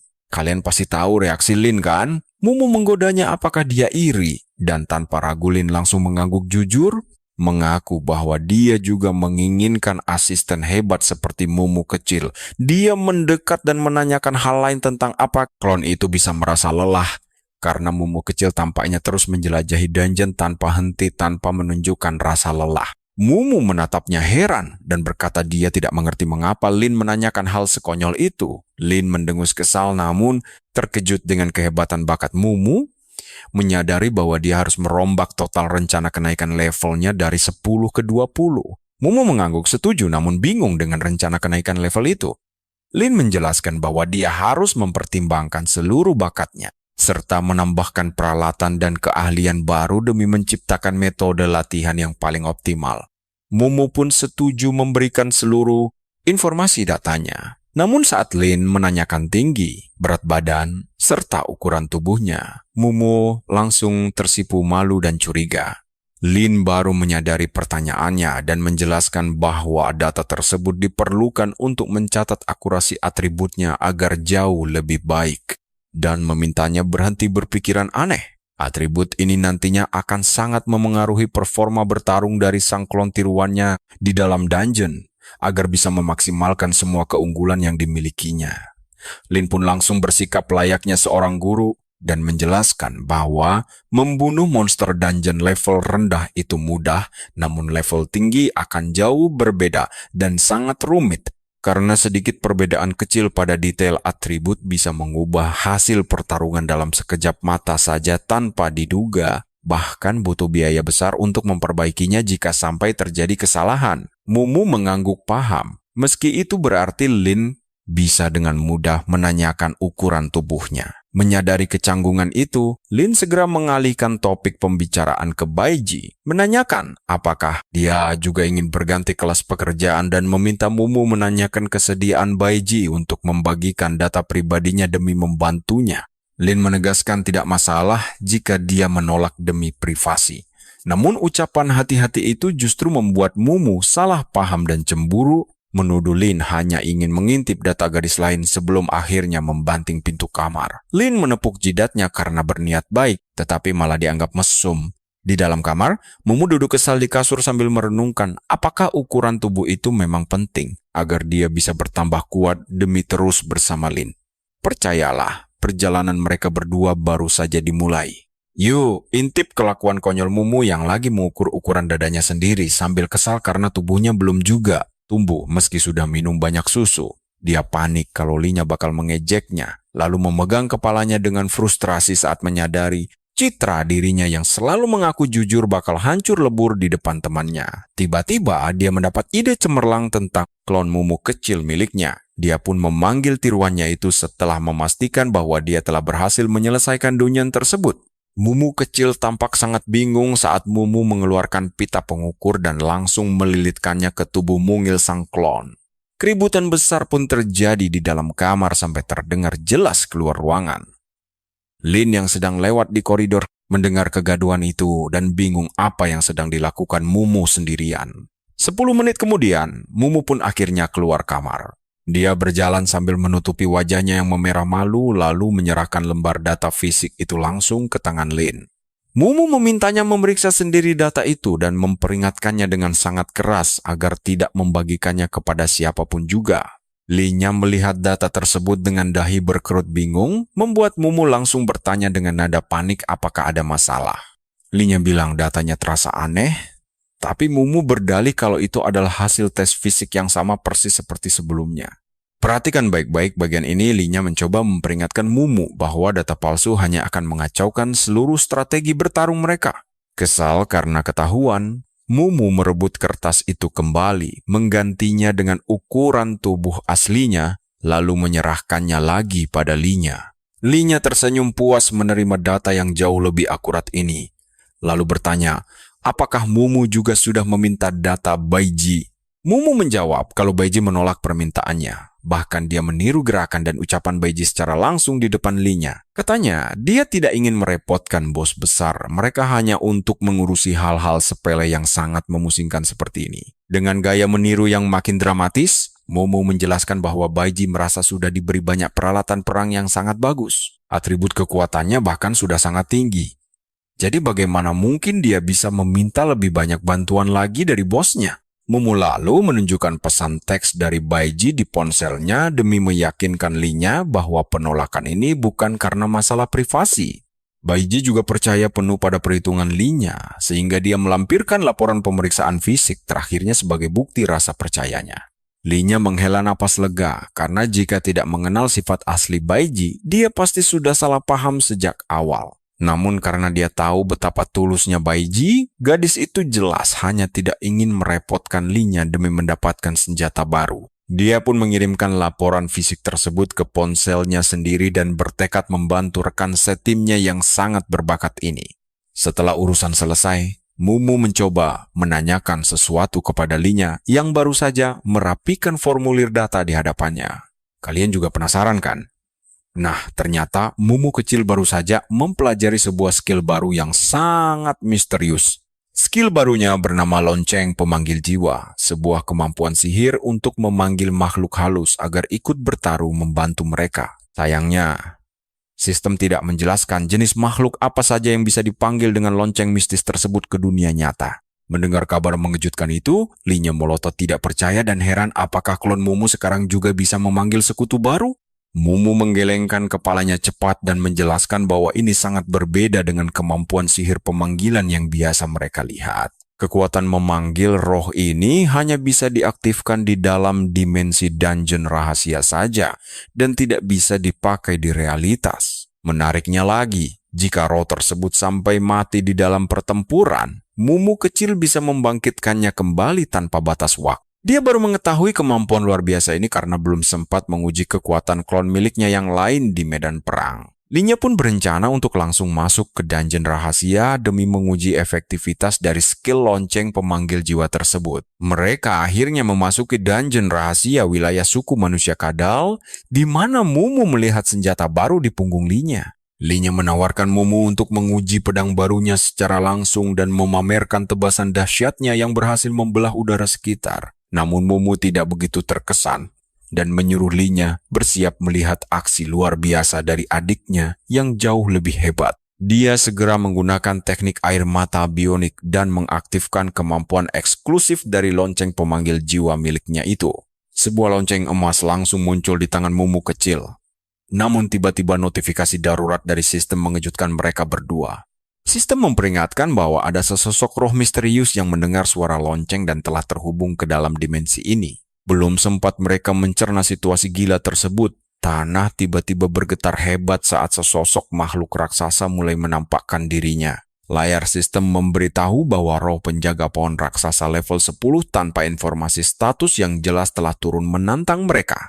Linya memeriksa statusnya dan langsung menyadari bahwa monster ini adalah bos tingkat atas yang bahkan melampaui level emas. Dia berpikir jika level Mumu terus meningkat, gadis itu bisa memanggil monster legendaris dengan kekuatan yang luar biasa merusak. Lonceng pemanggil jiwa ini mirip pusaka penyihir kutukan, namun jauh lebih aman karena penggunanya tidak akan ikut mati. Nah, mari kita nantikan bagaimana mereka memanfaatkan raksasa ini untuk membantai musuh di dungeon berikutnya. Kalian harus lihat bagaimana si penjaga pohon membasmi para manusia kadal ini. Raksasa itu meraung keras memancing mereka mendekat.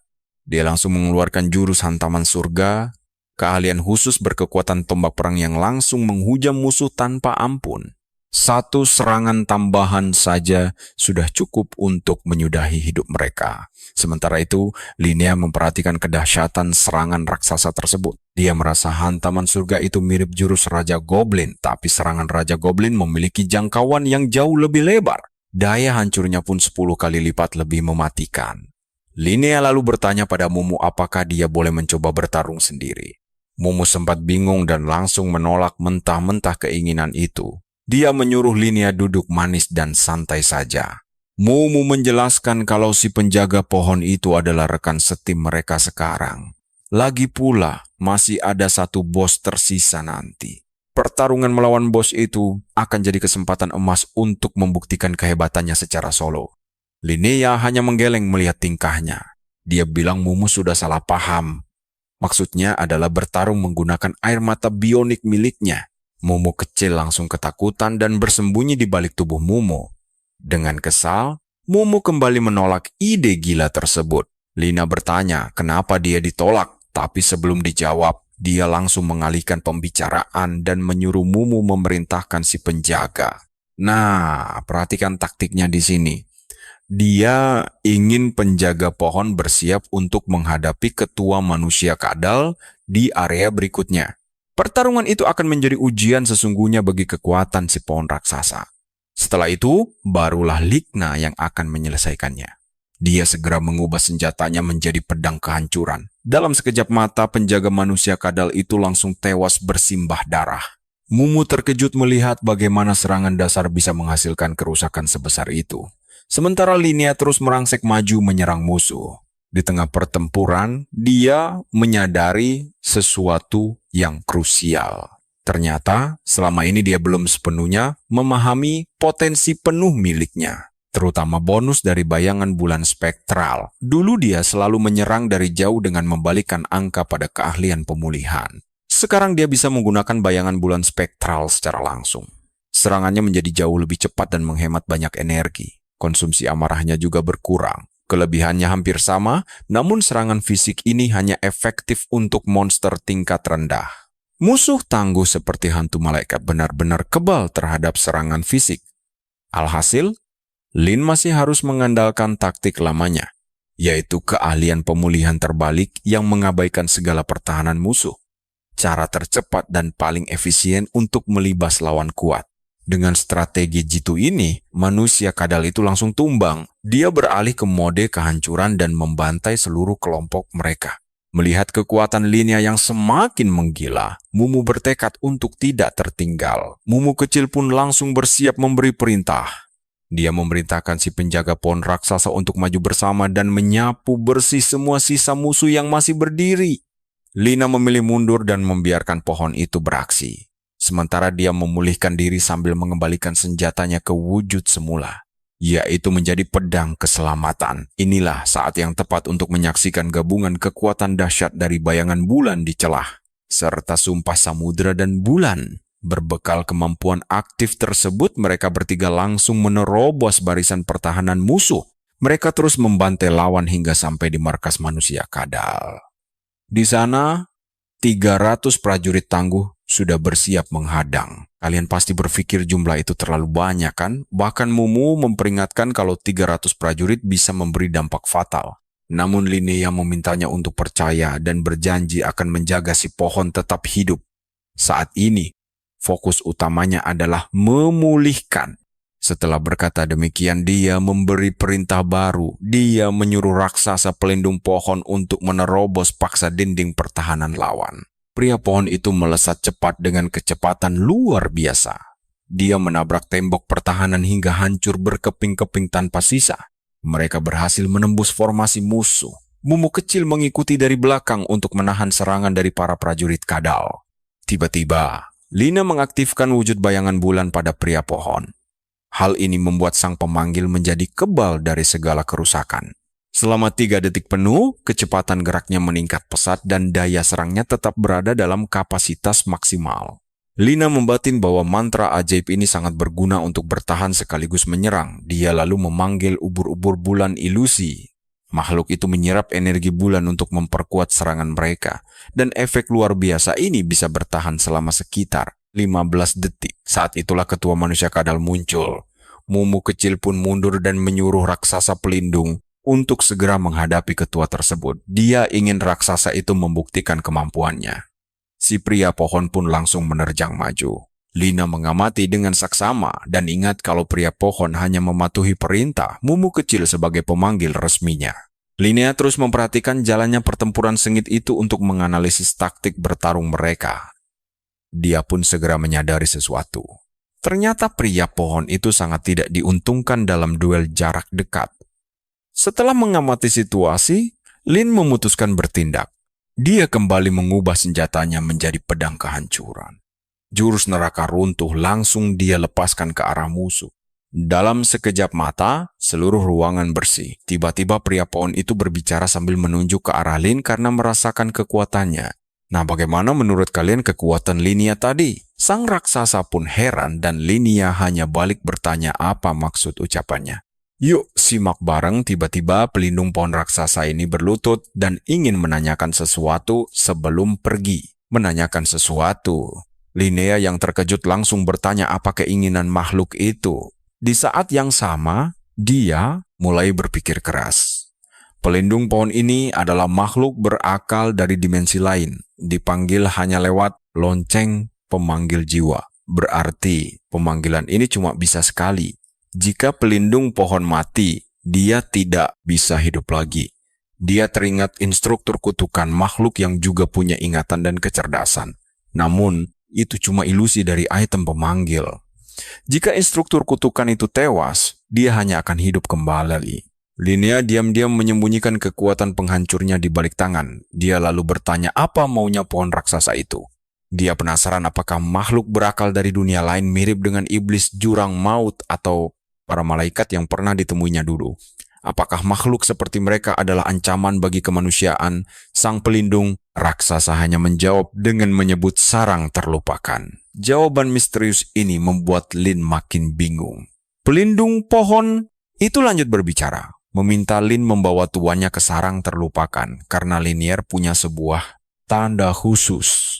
Tanda itu memberinya akses masuk ke sarang mereka. Dia menambahkan bahwa tuannya juga... Nah, perhatikan baik-baik, tuannya punya tanda yang sama, jadi Linier bisa mengajaknya. Tapi siapa sebenarnya tuan itu? Dan siapa pelindung pohon ini sebenarnya? Makhluk raksasa itu menunjuk Mumu kecil dan mengaku cuma prajurit biasa, tanpa nama. Linnea terdiam sejenak, lalu menyuruh pelindung pohon itu untuk segera berdiri kembali. Saat itu juga, notifikasi sistem muncul menanyakan apakah dia ingin membuka peti hadiah sekarang.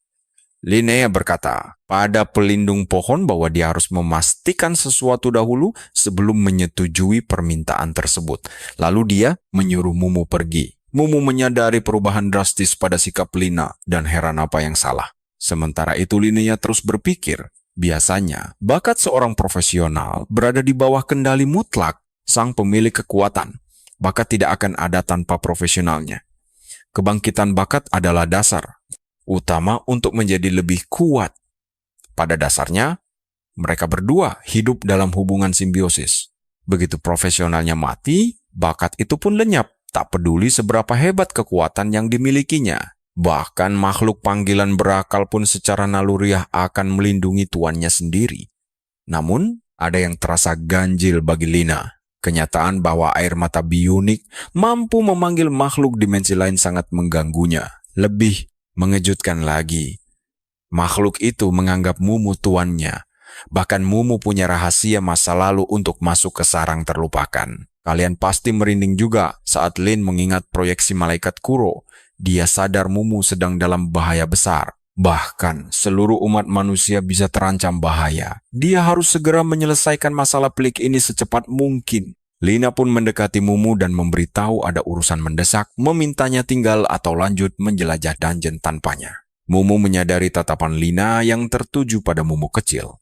Lalu bertanya apakah terjadi sesuatu. Linnea menggelengkan kepala dan berkata dia butuh waktu istirahat sejenak. Setelah itu, dia segera menelepon seseorang untuk bertanya apakah dia sedang senggang. Dia lalu menemui Hong Tandu di pusat kota Jiang. Paman Huang bertanya masalah darurat apa yang membuatnya terburu-buru. Linnea balik bertanya, apakah paman atau aliansi tahu bahwa dia memenuhi syarat masuk sarang terlupakan. Paman Huang tertawa dan bertanya apakah Linnea ingin tahu lebih banyak tentang dungeon itu. Linnea ingat Tian Qi yang pertama kali membahas topik ini. Dia lalu bertanya apakah aliansi ingin dia lulus ujian profesional dahulu karena mencemaskan kondisi mentalnya. Paman Huang tersenyum lalu membenarkan kekhawatiran itu. Namun, dia tetap bersedia membagikan beberapa info rahasia kepada Linnea. Dia menjelaskan bahwa Linnea mungkin belum paham bahaya tersembunyi di sana. Paman Hong menjelaskan lebih lanjut. Sarang terlupakan puluhan kali lipat lebih sulit dari dungeon manapun yang pernah dimasuki Linnea. Monster terlemah. Di sana minimal berperingkat berlian atau lebih tinggi. Banyak penantang tewas sebelum sempat melarikan diri. Linnea bertanya, apakah bahayanya? Karena kurang perlengkapan atau memang monster peringkat berlian itu sangat kuat? Paman Huang membenarkan keduanya. Tapi para petualang tetap nekat masuk karena jika berhasil mengalahkan bos mereka akan mendapat perlengkapan legendaris. Bahkan jika solo, mereka bisa memperoleh peralatan dan keahlian mitos. Lina akhirnya menyadari niat aliansi. Mereka tidak ingin dia menjadi sombong dan gegabah saat masuk ke sana. Jika dia merasa tak terkalahkan seperti Chang, dia pasti mati seketika. Linnea lalu menanyakan batas level minimumnya. Paman Hang menjawab minimal level 15. Nah, kalian dan saya pasti penasaran apa tindakan Lin selanjutnya. Sampai level 20. Tapi tenang teman-teman, Lin Ya berjanji dia tidak gegabah dan akan bersiap matang sebelum memasuki gerbang tersebut. Paman Hong kemudian mengalihkan topik, menjelaskan bahwa pihak aliansi belakangan ini menaruh perhatian besar untuk menyelidiki iblis jurang maut dan para pengikut sesat. Dia menyebutkan adanya sosok jahat yang dikenal sebagai Badut Putih. Dia baru saja muncul akhir-akhir ini. Aliansi juga mendapat informasi bahwa banyak kera jurang bersembunyi di dalam aliansi sendiri. Dengan situasi gawat ini, aliansi Kota Jong sedang bersiap mengambil tindakan besar. Sebagai kaum profesional, mereka wajib menjaga perdamaian dunia dan mencegah sejarah tragis terulang kembali. Ketua Hong menyarankan agar Lin Ya memperhatikan dengan seksama pesan-pesannya karena perubahan rencana masa depan akan segera dilakukan. Kabar ini tentu saja membuat Lin Ya terkejut. Sang ketua lalu membeberkan alasannya. Pihak aliansi telah mengumumkan karantina total sewilayah kota. Personel internal kini sedang menjalani proses pembersihan secara ketat. Para profesional korup mulai diidentifikasi dan diisolasi untuk sementara. Dia juga menjelaskan bahwa menjelang ujian kejuruan nanti, orang-orang korup ini akan segera ditindak tegas. Kabar mengejutkan ini belum diumumkan ke publik demi menghindari kepanikan yang tidak perlu. Dia meminta Lin untuk fokus pada studinya saja, biar pihak aliansi yang mengurus sisanya. Sebelum pertemuan berakhir, Lin Ya meminum minumannya dan berkata bahwa, "Nah, perhatikan bagian ini baik-baik." Dia masih penasaran dan bertanya, mungkinkah bakat kebangkitan tipe pemanggilan berkhianat bisa mengkhianati tuannya jika makhluk panggilan itu berasal dari dunia lain serta memiliki kesadaran diri dan ingatan sendiri? Ketua Huang menggelengkan kepalanya dan membantah kemungkinan itu. Dia menjelaskan bahwa bakat kebangkitan bersifat simbiosis erat. Kekuatan itu dipupuk dari dalam diri. Mereka hidup mati bersama sang profesional layaknya sekutu setia. Karena hal itu, tidak masalah apapun makhluk yang dipanggil atau dari dunia mana asalnya, mereka tidak akan pernah membahayakan pemanggilnya. Bahkan jika makhluk panggilan tersebut memiliki kecerdasan dan kepribadian yang berbeda, mereka tetap patuh tanpa syarat. Demi meyakinkannya, Ketua Huang menambahkan bahwa hal ini telah diuji dalam pertempuran. Bahkan kemampuan kontrol tinggi yang memanipulasi pikiran tidak bisa membuat makhluk panggilan menyerang tuannya sendiri. Lin Ya kemudian bertanya tentang kasus yang sangat spesifik, yaitu apa yang terjadi jika makhluk panggilannya adalah iblis jurang. Sang ketua meyakinkannya lagi, menegaskan itu tidak mungkin terjadi. Bakat seperti itu ada di aliansi. Biasanya iblis jurang mencoba menggoda manusia untuk bergabung ke dalam jurang maut. Sebaliknya, para profesional itu justru menyusup ke pasukan jurang, menjadi informan untuk melaporkan setiap pergerakan kekuatan kegelapan, kekuatan jurang. Setelah semua pertanyaan terjawab, Ketua Huang menurunkan kacamata dan bertanya apakah Lin Ya sendiri yang membangkitkan bakat tersebut. Lin Ya menjawab jujur bahwa itu bukan dia, melainkan milik seorang teman satu timnya. Teman satu tim. Kita semua pasti penasaran kan? Lin Ya sendiri menyadari sesuatu yang sangat penting, bahwa aliansi akhirnya mengetahui bahwa robekan biomekanis dibawa masuk ke sarang terlupakan, persis seperti yang diminta oleh penjaga pohon raksasa itu. Untuk memperjelas kebingungan ini, Lin Ya menjelaskan lebih lanjut bahwa makhluk panggilan temannya bisa mendeteksi izin masuk miliknya. Makhluk itu meminta untuk memasuki sarang terlupakan bersama-sama. Kabar ini mengejutkan Ketua Huang hingga membuatnya langsung berdiri. Dia sangat terkejut karena makhluk panggilan itu mengklaim punya izin masuk juga. Lin Ya pun mengakui bahwa dia meragukan klaim tersebut.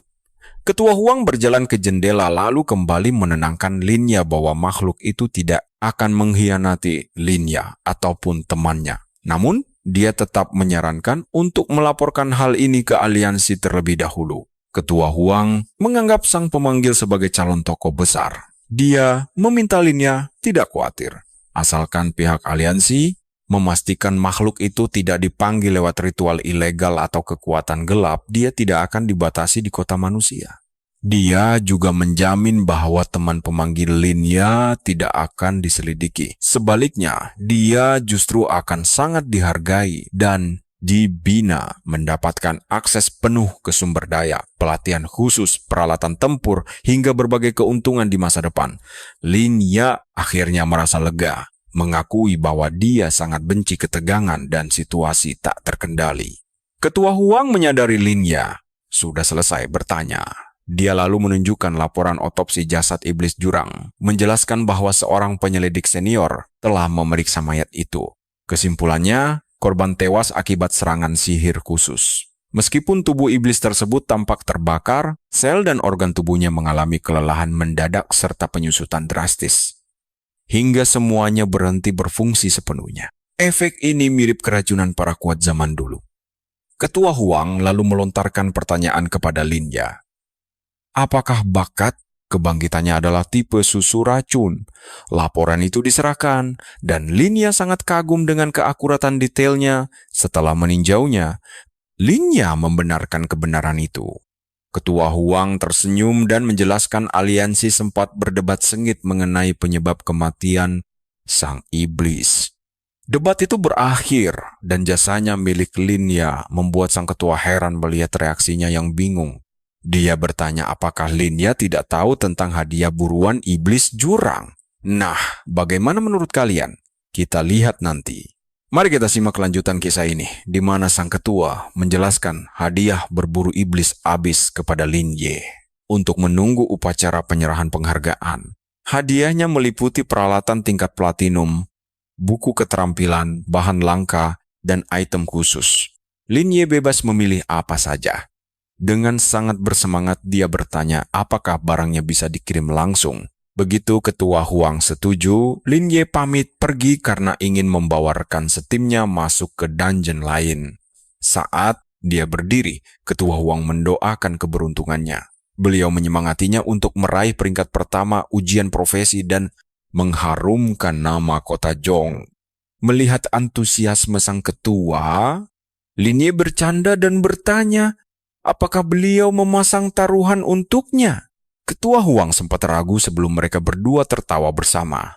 Sore harinya, Linya melihat Baiji sedang berjalan, menyusuri jalanan kota. Dia segera menghampirinya dan bertanya ada apa. Baiji pun berbalik menghadapnya, lalu berkata bahwa dia telah mengambil sebuah keputusan penting. Dia memutuskan memberikan seluruh datanya, lalu langsung menyerahkan sebuah berkas misterius yang berisi semua data tempur pribadinya. Hal ini membuat Linya terkejut karena dia tidak menyangka gadis itu sangat mempercayainya. Nah, perhatikan baik-baik momen ini. Setelah terdiam sejenak, Linya bertekad sangat kuat untuk tidak mengecewakan kepercayaan besar tersebut. Dia memberitahu bahwa begitu levelnya mencapai tingkat 2, dia akan membawanya ke dungeon ganda berikutnya. Berdasarkan perhitungan dari data terbarunya, mereka baru akan memutuskan apakah dia harus mengganti kelas profesinya atau tidak. Berita ini mengejutkan Baiji. Rasa bahagia langsung terpancar di wajahnya. Tanpa membuang waktu sedikit pun dia, dengan penuh semangat langsung menuju ke dungeon berikutnya. Targetnya jelas, dia ingin menaikkan levelnya secepat mungkin. Linya sebenarnya ingin berbicara lagi, namun gadis itu sudah telanjur berlari menjauh. Melihat antusiasme tersebut, dia memutuskan untuk tidak menghentikannya ataupun merusak semangatnya. Sekarang, guna menyelesaikan kalkulasi tersebut, Linya berencana mendasarkannya pada perjalanan dungeon 3 orang terakhir mereka. Dia akan menggabungkan informasi itu dengan data fisik terbaru Baiji. Dia memeriksa catatan yang tersedia. Semua informasi penting sudah ada di sana. Data keterampilan lengkap, begitu pula peralatan juga sudah lengkap. Namun, ada masalah karena dungeon sebelumnya melibatkan 3 orang, sehingga data individu Baiji menjadi kurang akurat. Omong-omong tentang Baiji, performa bertarungnya saat ini sebenarnya tidak terlalu istimewa. Selain efek keberuntungannya, hampir tidak ada kemampuan lain yang menonjol. Oleh karena itu, Linya menyiapkan rencana cadangan. Dia ingin memastikan temannya itu lulus ujian akhir sembari tetap menyembunyikan bakat aslinya agar tidak memicu kecurigaan orang lain. Sebab keberuntungan saja tidak akan cukup. Sementara itu di kedalaman dungeon, 4 pengikut sesat sedang menggelar pertemuan rahasia. Blackfish berbicara duluan, menyarankan agar mereka memprioritaskan pembunuhan terhadap orang yang telah menghabisi tuan mereka, yaitu Maga. Namun Card menyela dan memperingatkan bahwa aliansi petualang mengawasi dengan ketat. Jika mereka sampai menunjukkan kekuatan abis, mereka pasti ketahuan. Sekali terungkap, mereka terancam ditangkap oleh tim pembasmi aliansi. Setelah itu, Card dengan santai merayu Fox, satu-satunya wanita di kelompok mereka, sekaligus mengejek Blackfish dengan menyebutnya besar dan lamban. Blackfish jelas terlihat kesal, tetapi Fox mengabaikannya begitu saja. Dia menyatakan bahwa dirinya jauh lebih mengkhawatirkan hal lain. Dia cemas memikirkan siapa sosok komandan baru yang akan dikirim oleh tuan mereka. Bagi Fox, itu lebih penting daripada kematian Meow. Dia lalu bertanya apakah mereka harus tetap melanjutkan rencana pembunuhan. Smoke Demon langsung merespons dengan sangat angku dan setuju tanpa ragu sedikit pun. Blackfish kemudian menyahut lagi, kalian pasti sepakat mereka tidak perlu menghentikan operasi dan bisa terus bergerak di balik layar tanpa perlu turun tangan. Smoke Demon menimpali bahwa tidak peduli apakah target mereka adalah Lin Ye, sang siswa luar biasa, atau Shang Guanyan yang menjadi sasaran utama sejak awal. Dia sangat percaya diri karena kekuatan dari item khusus bernama Catastrophe Bringer akan menghabisi keduanya sekaligus.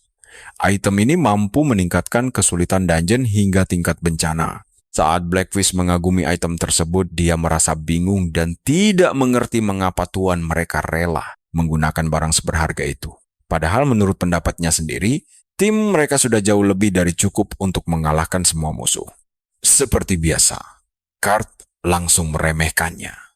Tanpa peringatan, dia melemparkan 2 kartu ke arah Blackfish yang berhenti tepat sebelum mengenai tengkoraknya. Card lalu menghina dan mengejek pola pikirnya yang menganggap aliansi akan membiarkan mereka membunuh target penting yang dijaga ketat. Itu sama saja dengan cari mati. Fox yang menyadari kesombongan Card menyuruhnya untuk segera tenang. Dia menjelaskan bahwa Blackfish hanya orang yang blak-blakan dan tingkat kecerdasannya memang tidak terlalu tinggi.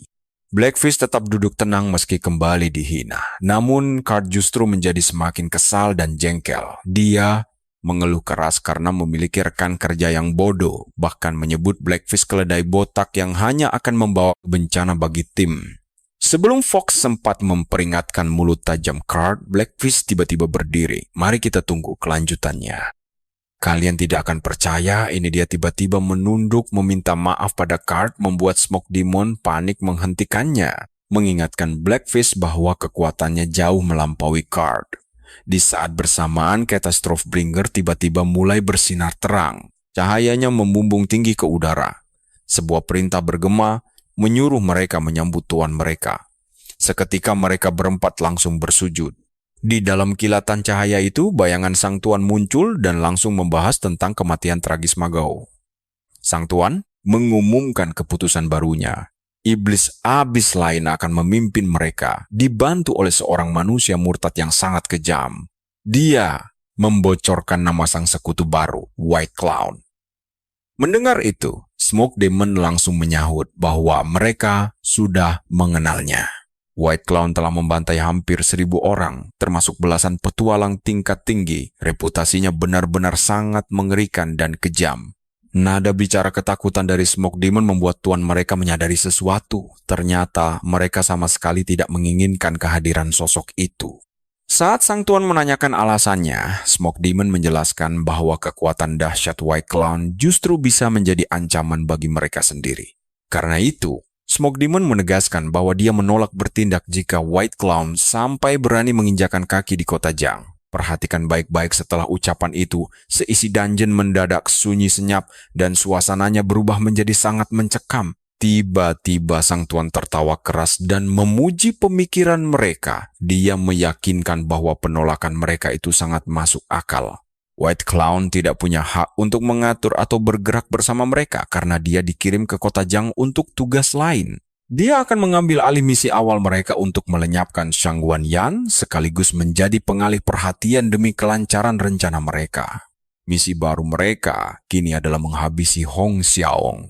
Sang Tuan menjamin segalanya akan berjalan mulus setelah kedua target itu tewas. Begitu si jenius murtad itu menyelesaikan tugasnya, mereka akan bebas bergerak untuk menghabisi Linier. Sang Tuan kemudian memberikan instruksi baru. Dia memerintahkan mereka untuk tetap menyembunyikan identitas dan mengikuti rencana awal. Mereka harus melemparkan katastrofe Bringer ke dalam alam rahasia ujian akhir untuk memancing amarah bos dungeon di sana. Dengan cara licik itu, mereka bisa melenyapkan Lin tanpa menimbulkan kecurigaan sedikit pun dari pihak luar sekolah. Mereka akan membuat aliansi menyesal. Namun, Smoke Demon masih ragu dan mempertanyakan keputusan Sang Tuan yang terlalu berlebihan. Dia merasa tidak sepadan membuang barang selangka itu demi Lin, padahal item tersebut bisa menjatuhkan perlengkapan kelas berlian. Blackfish juga menyarankan agar mereka terus mengumpulkan perlengkapan tingkat berlian untuk memperkuat pasukan. Jika tuan mereka sudah cukup kuat, melenyapkan Lin akan sangat mudah tanpa perlu membuang item berharga tersebut. Tingkat ancaman Lin harusnya tidak sebesar Shang Wanyan. Bukankah lebih baik memakai item langka itu untuk melenyapkan Shang Wan saja? Nah, disinilah rahasia besarnya terungkap. Aliansi profesional diam-diam menyembunyikan sesuatu. Mereka merahasiakan bahwa Lin memegang sertifikat kualifikasi sarang terlupakan, membuat